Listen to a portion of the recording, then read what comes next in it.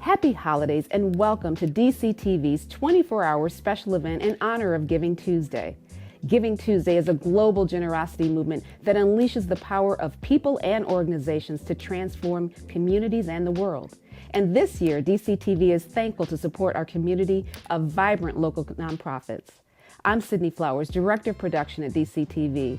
Our mission is to tell stories that matter to help our communities thrive. And today we're showcasing DCTV original programs that tell meaningful stories of local nonprofits who work every day to make DC a better place to live. This is just one way we amplify voices in our community. DCTV is your local public media platform, and we are proud to be included in this year's catalog of philanthropy. We hope that you discover something new, exciting, and meaningful. To learn more on how you can best support DCTV, scan this QR code. You can also subscribe and follow us at Your DCTV on Facebook, Instagram, and YouTube. Thank you for watching Meaningful Media on DCTV.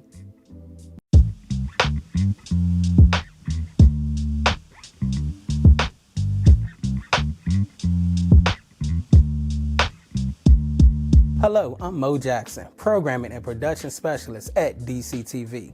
Washington, D.C. is a mecca of arts and culture. The following organization use a variety of tactics to amuse and engage Washingtonians in our community, including arts, music, dance, poetry, and soccer. Yes, a variety of tactics. The organizations are Social Arts and Culture, Joy of Motion Dance Center, DC Schools, the Washington Jazz Arts Institute, and the Story Collider. Thanks for watching Giving Tuesday on DCTV. Enjoy the program.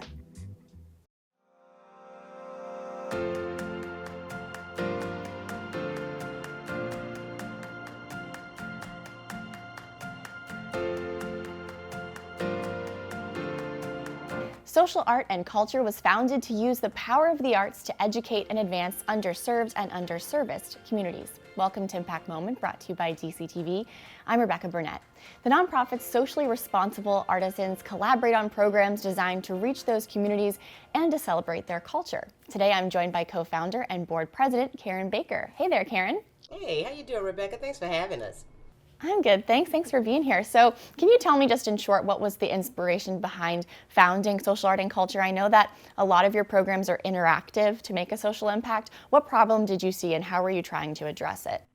So Social Art and Culture was formed out of one of our annual events, the Black Love Festival. We had been doing it at that time for 12 years and realized we couldn't compact everything into one festival. So how we were going to impact the community beyond 1 year, and decided to create the nonprofit Social Art and Culture in order to make sure that we'd have a space, place, education, resources for artists who, what we would now say, create a social impact. 12 years ago, we weren't really using that term, but we wanted to make sure that they had a place to be educated, a community that they could go to beyond just 1 year that was surrounded by the festival itself. Mm-hmm. And can you tell me, I know that COVID probably threw a wrench into the Black Love Festival during the height of the pandemic, but outside of COVID, what do people expect to see at the Black Love Festival? And I know that 1 year you had a mobile HIV/AIDS testing center. What else can people see when they attend? Yeah, and actually the HIV/AIDS mobile testing has been with the festival since the birth of the festival. So It has been a part of it every single year. We will continue to do it every single year. But additionally, it's really focused on health and wellness. At that time when the Black Love Festival was formed 25 years ago, we had a serious AIDS pandemic here in Washington, D.C., and it was addressing that. When you talk about a problem, it was addressing that problem. And using artists as a vehicle to do that. But we continue to make stage and entertainment part of it. Really, you say edutainment is a big part of the Black Love Festival, to bring cultural awareness to really D.C.'s artist scene and what it has contributed for, going back to the 1930s or more. We want to make sure people understand the relevance of the creative economy here in DC. Mm-hmm. And speaking of the economy, what I also love, another program that you guys have is the Creative Entrepreneur Capital Summit. More than half of the attendees have said that they improved their business and grown their network. What have you heard from past business owners about how that summit helped them both improve both themselves professionally as a business owner, but then also helped improve their business? So Creative Entrepreneur Capital Summit was built on wanting to make the creative economy understand how venture capitalist tools could be used for them. So in doing that, we had a pitch panel, we had a business model panel. Those were the panels that really were top reviewed. People felt that they walked away really understanding how to create a more sound business model. They had examples. We used artists and businesses or creative businesses here in the city to show the impact they've made that were minimum of 20 years here in the city. But also, how do you pitch yourself? How do you take that 60 seconds, just like you would in this interview, and make sure people understand the impact that your organization or your endeavor is making in order to get them to fund you? So those were the things that I think were probably people walked away saying they took those, were able to use them and apply them to what they do here in DC. Well, you've sold me on your business. Thank you so much, Karen, for all the work you're doing for your community. I really appreciate you taking the time today. No, thank you. I appreciate the support. And thank you to our viewers at home for tuning in to this episode of Impact Moment. It's part of DCTV's nonprofit capacity building grants program, our original programming to highlight the ways our area's nonprofits are making a difference. Stay up to date with our latest productions and tune in to our live stream at dctv.org.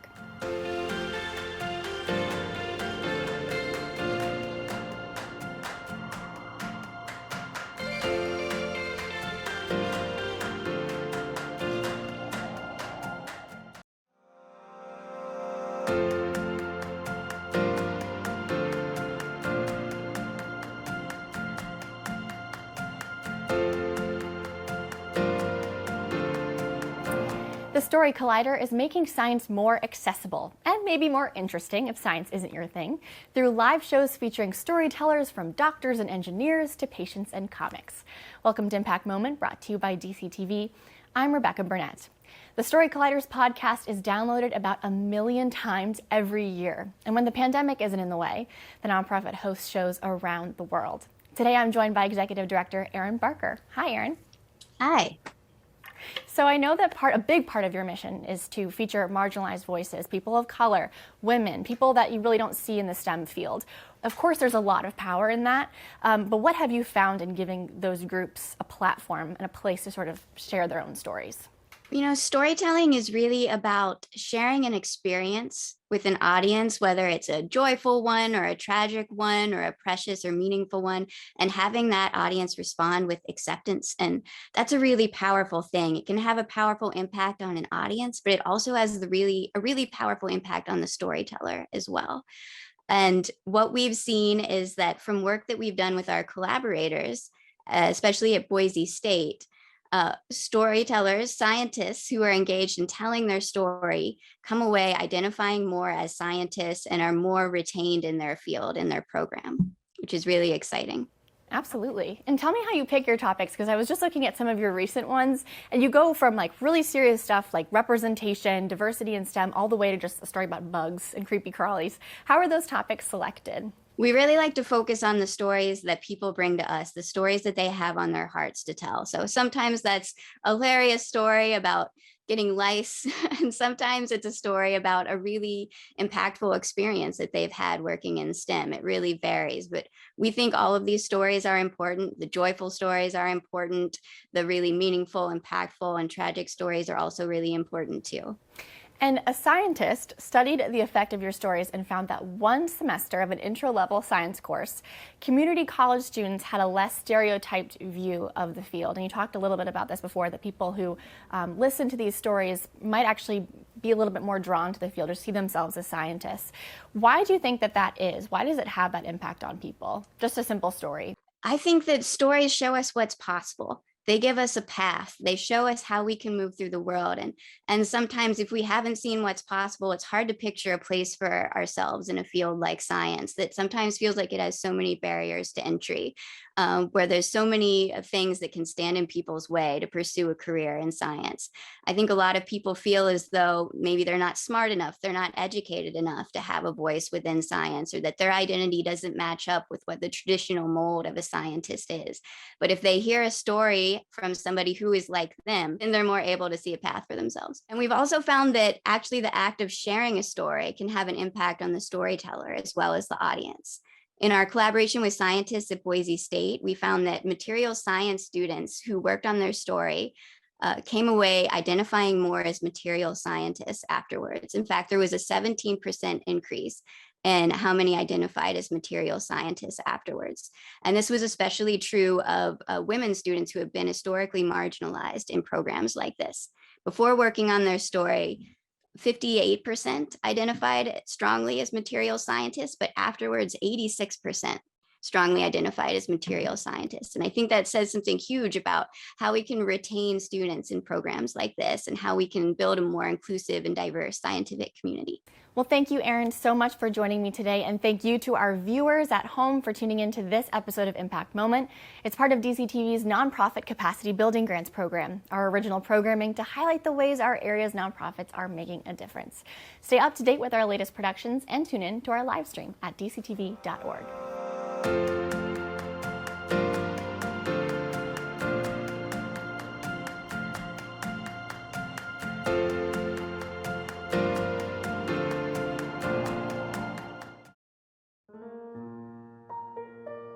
We became a nonprofit organization in 1998 to create a support system from the time a young person decided that they wanted to be an artist throughout their career and through retirement, in hopes that they would take all of the experience that they gained and give it back to the next generation through the Washington Jazz Arts Institute. We teach music through the venue of jazz because jazz incorporates all of the elements of music. And we provide employment for youth in the summer so that they don't have to decide to either work or practice. We give them, our services are free to our clients. We want to make sure, if we can, provide young people who don't have instruments that they can take home and practice while they're developed. And also, if the families cannot afford to get them instruments before they go to college, then we try to let them own the instruments that we had loaned them during their time at the Washington Jazz Arts Institute. You know, I get to be the person who was sitting there being kind of scared and afraid, trying to get through the rhythm changes back when I was 14 years old. And now I get to do that to somebody else and make sure that they maybe don't go through all the same pitfalls that I did. So I get to pass that knowledge, that gratitude, that what comes from being in the Institute, being surrounded by so many masters. I get to pass that along, what was given to me. WJAI has a very positive impact on everybody who's in it because they give you a chance to learn new instruments. Like for me, I learned how to play the flute at the WJAI. Mr. Yarborough is very kind and he understands how to work through any difficulties that you may be running into. He understands basically everything you could possibly ask him about jazz. Like he can answer any of your questions. And he's very thoughtful about how he does things. And he also plays like a billion instruments, so that also helps.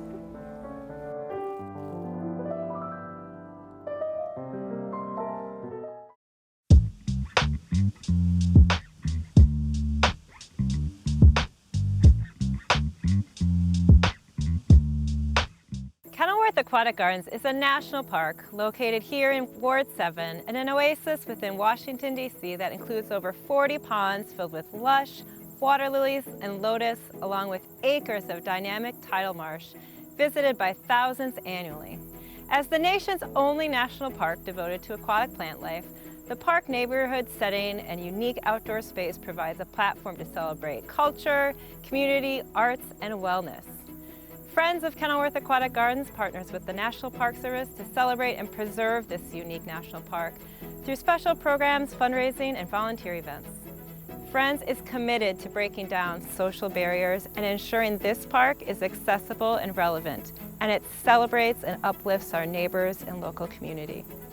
We envision a thriving aquatic gardens that inspires our values of stewardship, belonging, diversity, collaboration, anti-racism, and trust. The programs we host are directly inspired by these core values.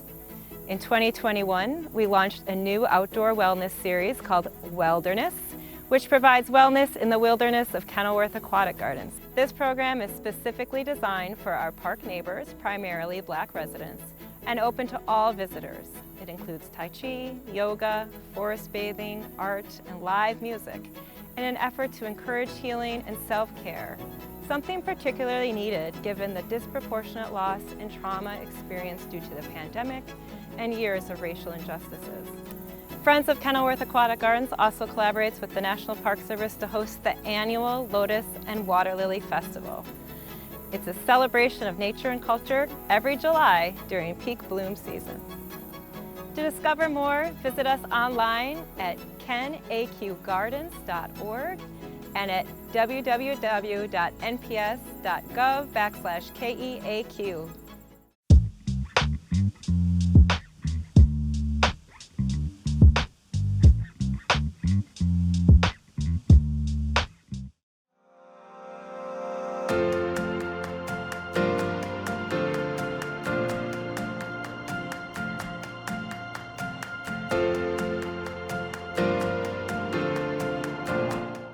If a child is interested in playing soccer, their family might face a number of barriers, like how they'll pay and how they'll get there. The nonprofit DC Scores has removed all those barriers by providing free programming at Title I schools during and after school hours. Welcome to Impact Moment, brought to you by DCTV. I'm Rebecca Burnett, and today I'm joined by Senior Advisor of Arts and Culture, Charity Blackwell. Hey, Charity. Hey, how's it going? Thanks for having me. I'm really excited to be here. Oh, thanks for being here. So, of course, you have free programming for the students, but in order to get on the field, they have to have the proper equipment to make it worth their while they're there. I know you guys provide equipment like shin guards. What power does that give to the families when they know that their kids, one, have a place to go and play, but have the means to do it well and to do it safely? It is extremely powerful. And I think that most of us know that there is an issue with pay to play out here. One thing that DC Scores does is remove all those barriers. So one thing that we do provide our kids with is free equipment, free soccer equipment, and we cover them from head to shin. So we're talking about jerseys, shorts, socks, shin guards, as well as providing them with their soccer balls. We will provide them with a field to play on. And if they don't have a field, we'll go out there and line a field for them, provide them with soccer goals, and we bus them to and from their game day. So it is a really professionally run, well-organized, high-quality program. So it's something to feel good to show up to and be a part of. And I think by us creating a space that is very critical during those after-school hours time. So we're giving our kids something to do after school. They don't have to worry about paying for it, as well as being provided with amazing coach mentors who are from their schools. 90% of our coaches are people that are teachers that work within the schools. So they already have that connection built in. So it's a really amazing, a powerful program for our kids to be part of, from the soccer and the poetry aspects of what we do. Yeah, and let's talk about the poetry, because they're exercising their bodies, but they're also exercising that right side of their brain with poetry. I love your name, DC Scores. It kind of gives you both the exercise aspect, but also the poetry. An independent evaluator found that 98% of your kids felt safe, 97% felt confident, and 96% found something they're good at. What do those numbers mean, and how does poetry kind of add to that? Poetry, so the soccer, we like to say, is what brings our kids to our organization, right? But the poetry is what really makes them stick and what makes it stay. And so what is really amazing about the poetry part of our programming is that our kids are able to get the physical needs out in the soccer field, but then they're able to take care of themselves emotionally and mentally in the poetry space.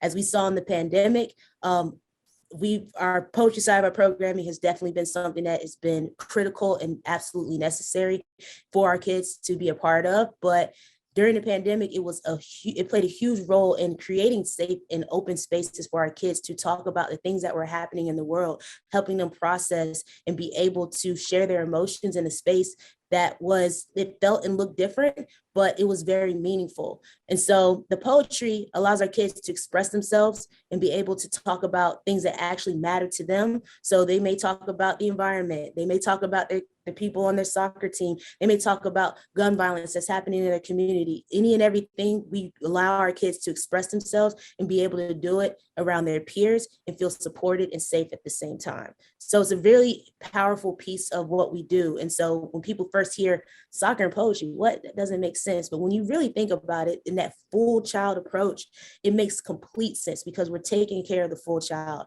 completely. Mm-hmm. And it all comes to a head every year at your 3-day citywide poetry slam. I know it was probably a little bit different during COVID, of course, but one of my favorites recently was Kimball Elementary School. They won the Eastside Poetry Slam, and they were presented their trophy by a very special person. Can you tell us about that? Yes. So Kimball Elementary School has been with us for, I want to say, approximately 4 years. So I guess they're not that new anymore. It seemed new when I first came on, but they're one of our, I would say, all-star schools. They have amazing coaches there, and they've always bring it to the poetry slam. I'm a professional spoken word artist, so definitely when it comes to our organization, I don't know if it shows, I'm a little more biased towards the poetry side of what we do, but I'm always excited for Kimball's performance. And so this year, yes, things had to be a little bit different. We couldn't have our big poetry slam in person with 500 to 1,000 people in an auditorium, as you know, this is the world we live in right now. So we were able to at least do something that was still meaningful, hybrid. We recorded all of our kids' performances, was able to get a really awesome professional videographer, production team to come together and bring all their performances together to create a showcase virtually for them to watch with their teammates and do watch parties. Why judge? Is it because I'm from a city they want to mute and silence, labeled by endless slander? Because I prefer the tune of BYB and Big G to Star Spangled My Banner?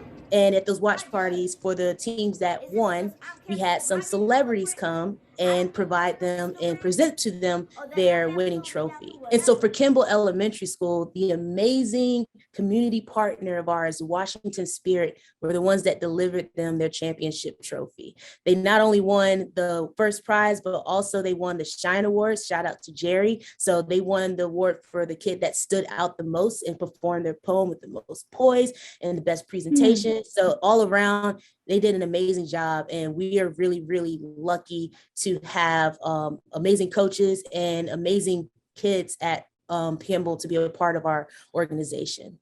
That must have rocked their world to have a real life soccer player give them that trophy. It's a great, great gift, especially during the pandemic. So thank you so much for joining me today. And thank you to our viewers at home for tuning in to this episode of Impact Moment. It's part of DCTV's nonprofit capacity building grants program, our original programming to highlight the ways our area's nonprofits are making a difference. Stay up to date with our latest productions and tune in to our live stream at dctv.org.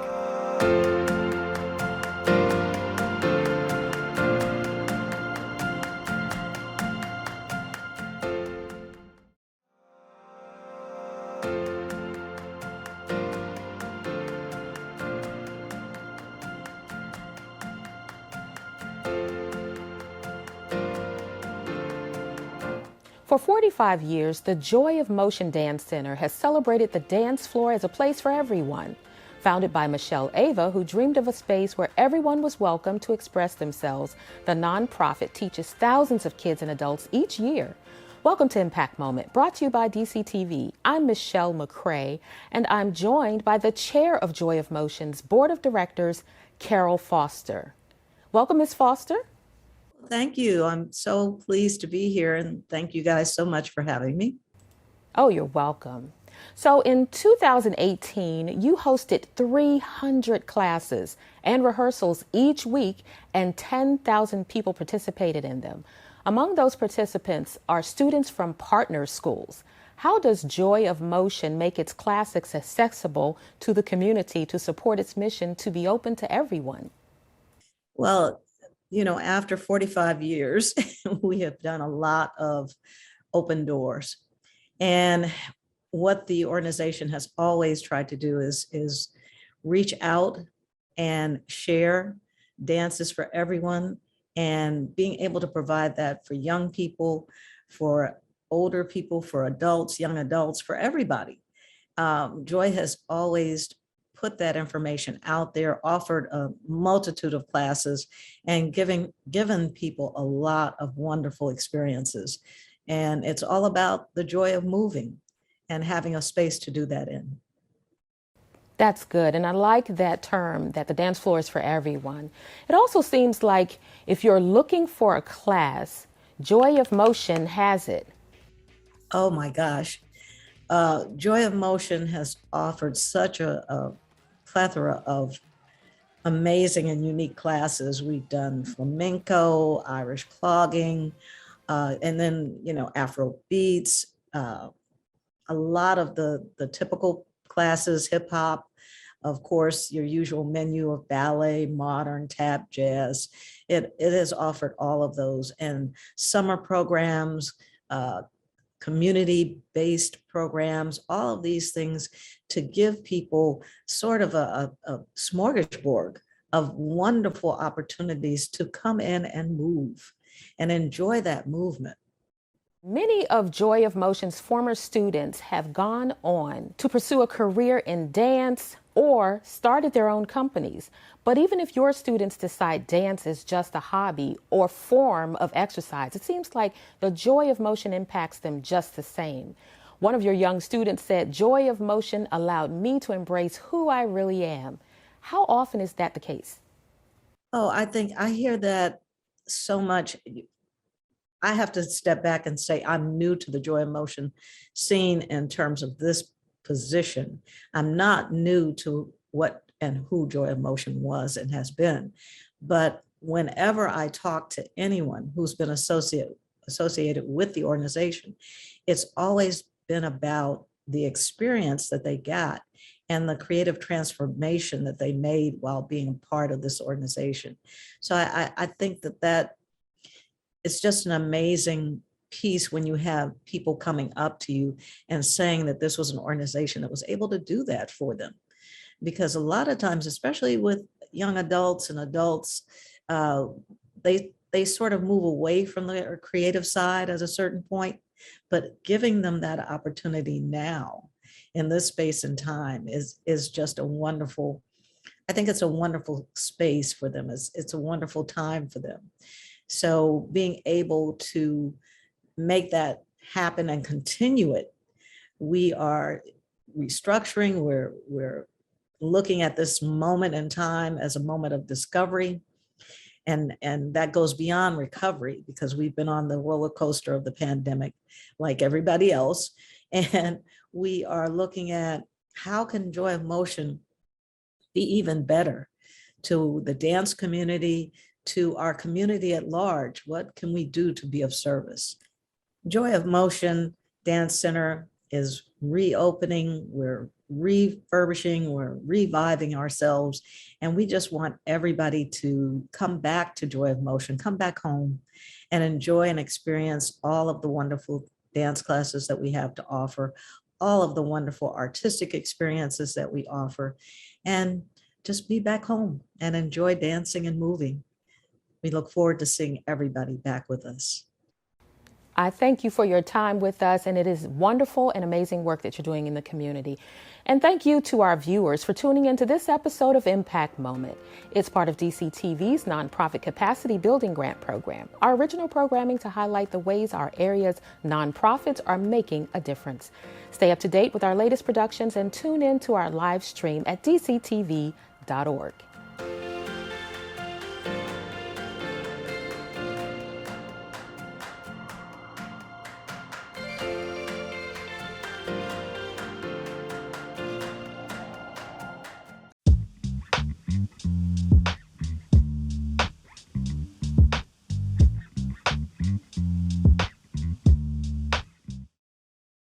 Heads Up Incorporated endeavors to destroy the old myths that Black children cannot perform well in STEAM courses, particularly in the elementary grades. We intend to promote STEAM as early as pre-K levels in the District of Columbia Public Schools. In addition, we're working to increase the percentage of Black STEAMers with programming on the collegiate levels to avail them access to college-level course exposure and training. We are two STEAM moms and education advocates from Washington, D.C., who endeavor to change the paradigm of how STEAM and business ownership blend. We want people to know Heads Up, Inc.'s commitment to educating students on the power of problem solving on varying levels. Our students are learning how to develop their ideas and package them for ownership and entrepreneurship. For further information about Heads Up Inc., check out our website at headsupsteam.org.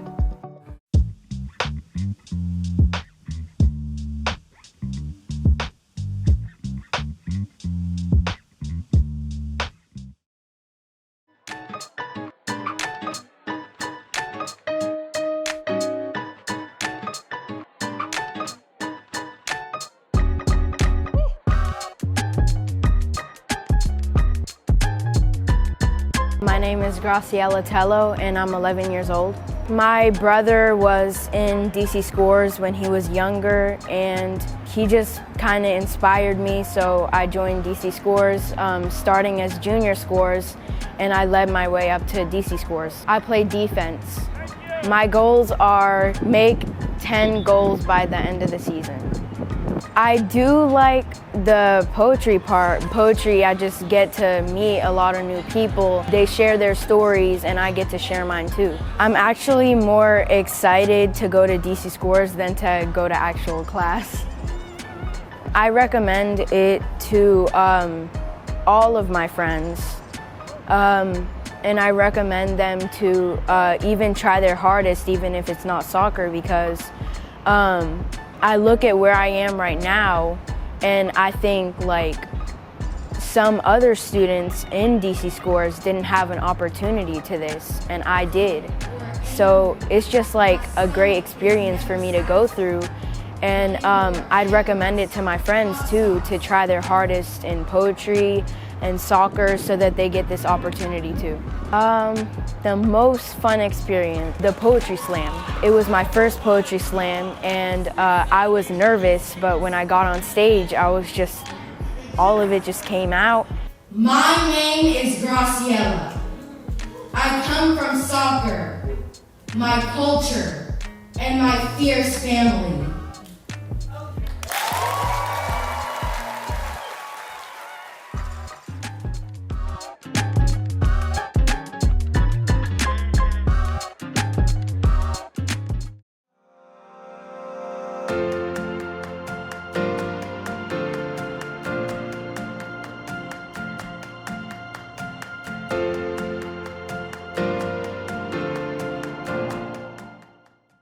In 1998, Davy Yarborough and Esther Williams founded the Washington Jazz Arts Institute to inspire young people to become musicians at no cost.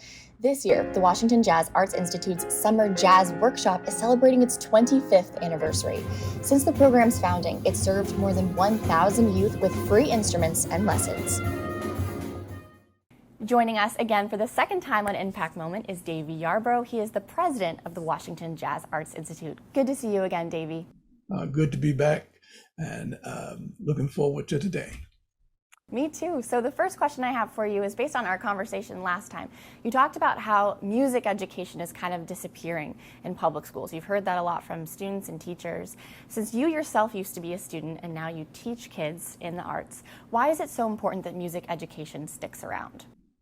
Well, there was always a history of academics first in the arts. And I've always felt that the arts were academic, and that of course includes music.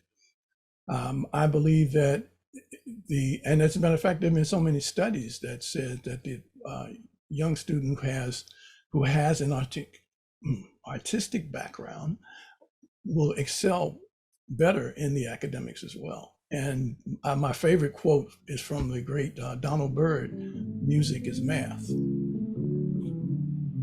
I love love that. And one of your programs is your fall and summer jazz mentorship program. And just like you said, you see a lot of benefits in students, but a lot of your students go out and actually perform in the community. What benefit does performances have on the people that actually get to sit in the seats in the audience and watch? What makes jazz so great for the people who are listening? Well, we take our young people out to areas that are pretty much underserved.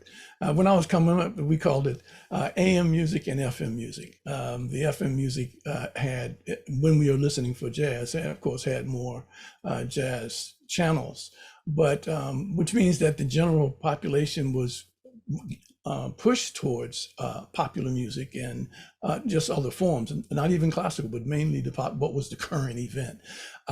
So our objective is to expose those who don't get the opportunity to see live jazz performed, the opportunity to see how important this historic art form is. As a matter of fact, it's a universal art form. What do you hear from the students when they get to perform out in public? What do they like about it? Oh, they just love the camaraderie of, actually working and being free to work together, but also to create on their own at the same time. They love the interaction with the audience. We take our young folks to senior citizens' homes and churches, and they get to meet elderly who relate immediately to the music that they danced to and they listened to when they were young. Now, in 2017, you were inducted into the Washington, D.C. Hall of Fame. What are you hoping will be your legacy in D.C. and the Washington Jazz Arts Institute legacy as a whole? I would love to see D.C. have a support system from the time a young person thinks that they want to be an artist throughout their career and through retirement. That's it pretty much in a nutshell, but I'd like to have it available in all quadrants of the city, and that it remain as it was when I was coming up, free. So if anyone wants to learn more about the Washington Jazz Arts Institute, where should they go? How can they find you? You can find Washington Jazz Arts Institute through our website, wjai.org. Well, thank you so much for taking the time to join me today. I really appreciate it. My pleasure. Thanks for having me, and looking forward to getting this word out to everyone else.